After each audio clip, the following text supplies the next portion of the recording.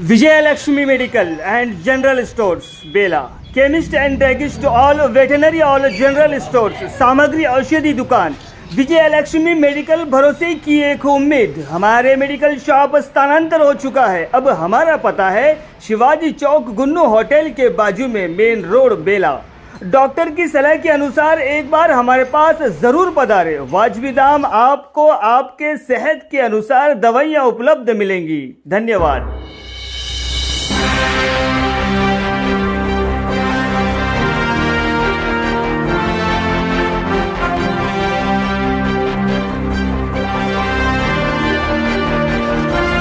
नमस्कार, मायबावली हिंदी समाचार में आपका स्वागत है और मैं हूं शेख इस्माइल. दर्शकों, हम सब जानते हैं कि 353B ये नेशनल हाईवे इस रोड लाइन से यानी गुजर रहा है. यानी बोरस से लेके तो महाराष्ट्र सरहद और महाराष्ट्र राज्यों को जोड़ने वाली एक नेशनल हाईवे 353 ये सड़क है और ये नेशनल हाईवे बन चुका है. अभी अब दर्शकों, हम सब जानते हैं कि किस तरह से कुछ पाने के लिए कुछ खोना पड़ता है. ये हम सब सुनते हैं, ये कहावत नहीं बल्कि हकीकत बनकर आई है. अगर विकास कार्य के लिए ये सब होता है तो चलिए ठीक है, लेकिन अभी जिस तरह से झाड़ों की कटाई आप देख रहे हैं कि जिस तरह से झाड़ों की कटाई हो रही है वो बेदर्दी से बेरहमी से हो रही है. लेकिन यहाँ पर इस नेशनल हाईवे के संबंधित अधिकारियों को ये थोड़ा सोचना चाहिए था कि ये कटाई करने के पहले इसके एडिशनल झाड़ लगाना चाहिए, क्योंकि ये इन झाड़ों को पनपना, इन झाड़ों को डेवलप होना, इन झाड़ों का बड़ा होना, इन झाड़ बड़ा होने के बाद में साया देना, इसको टाइम भरपूर लगता है. दर्शकों, ये टीडीपी के ज़माने में 30 साल पहले चंद्रबाबू नायडू ने एक प्रोग्राम लगाया था. उस प्रोग्राम के तहत में खापरी से लेकर तो बेला तक ये झाड़ लगाए थे. लेकिन इसको पूरे 30 साल हो रहे हैं और इनको भी 8 से 10 साल लगा झाड़ बड़े होने में. और ये ठंडी छाँव का, ठंडी छाया का और वेदर का और गांव के लोकेशन का ये काफ़ी सारे फ़ायदेमंद झाड़ साबित हुए. किसी को अगर धूपकाले में आना होता है तो इन झाड़ों के नीचे आराम करते थे, 5-10 मिनट अगर यहाँ पर बैठा करते थे. और झाड़ भी जो है पानी के बौछार उन जो आराम करता है उसके ऊपर फेंकता था. यानी झाड़ का वरदान जो है वो पानी की तरह से ठंडा कर छोड़ता था. दर्शकों, इस वक्त हमने जांच और पड़ताल की कि कम से कम 500 से करीब झाड़ों को काट दिया गया है.